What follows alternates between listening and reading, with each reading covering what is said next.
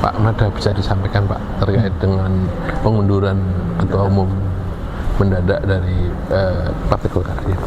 Ya, saya kira ini keputusan yang sangat mengejutkan banyak orang ya, banyak pihak ya, termasuk mungkin sebagian kelompok di internal Golkar sendiri.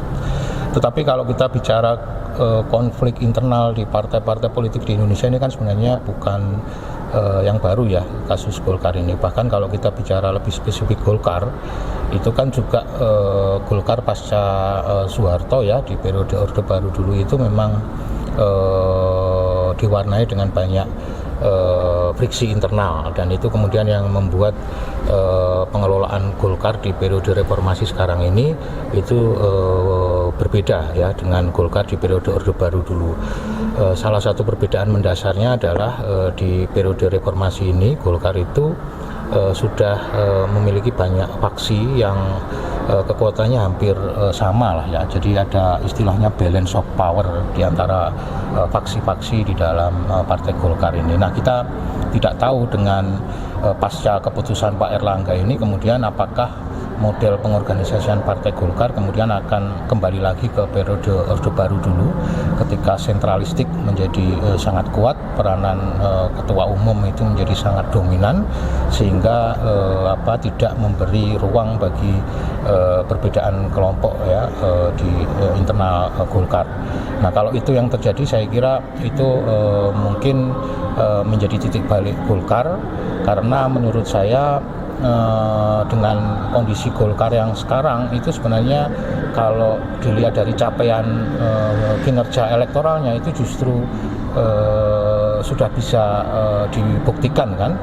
Di 2004 Golkar itu menjadi partai pemenang, di 2009 dia juga menjadi salah satu partai besar bahkan sampai yang 2024 sekarang ini. Nah, ini tentu saja masih akan menimbulkan dinamika di internal Golkar, karena saya kira tadi faksi-faksi di dalam Golkar itu juga pasti akan merespon situasi ini ya. Nanti akan ada pemilihan apa istilahnya itu, ketua sementara atau pengurus sementara, itu juga pasti akan ada kontestasi di situ antar faksi-faksi ini. Bahkan mungkin bisa saja situasi ini bisa mengundang kekuatan-kekuatan di luar Golkar untuk kemudian menjadi bagian dari pertarungan untuk memperebutkan jabatan pengurus sementara itu ya, atau apa istilahnya PLT atau itu. Ada orang besar yang memperlakukan Golkar ini.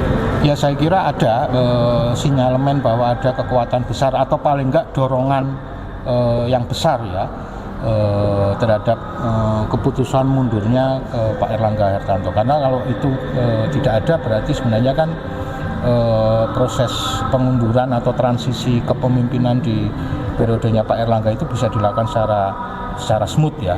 Tapi menurut saya dengan keputusan Pak Erlangga kemarin ini periode transisinya menjadi sangat tidak smooth ini, karena bisa jadi akan menimbulkan dinamika di faksi-faksi di internal Golkar itu.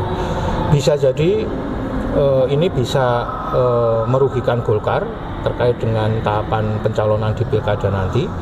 Tapi bisa jadi kalau ada satu kekuatan politik yang mendorong itu kemudian bisa menguasai dengan cepat faksi-faksi yang ada di Golkar saat ini, ya saya kira secara tata kelola kepartean Golkar akan setback kembali ke pengelolaan Golkar di periode Orde Baru dulu, yang itu sangat sentralistik, yang sangat tergantung pada figur tertentu.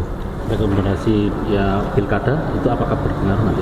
Ya, saya kira bisa berpengaruh terhadap rekomendasi-rekomendasi untuk beberapa calon yang sudah dikeluarkan oleh Partai Golkar. Nah, tetapi saya kira mungkin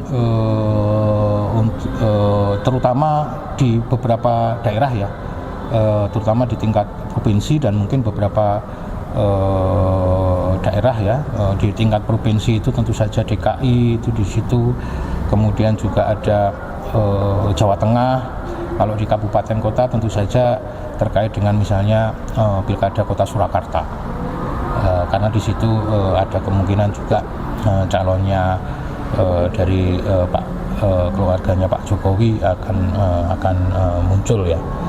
Nah sehingga mungkin tidak semuanya, tetapi untuk beberapa daerah yang dianggap strategis saya kira itu bisa berdampak.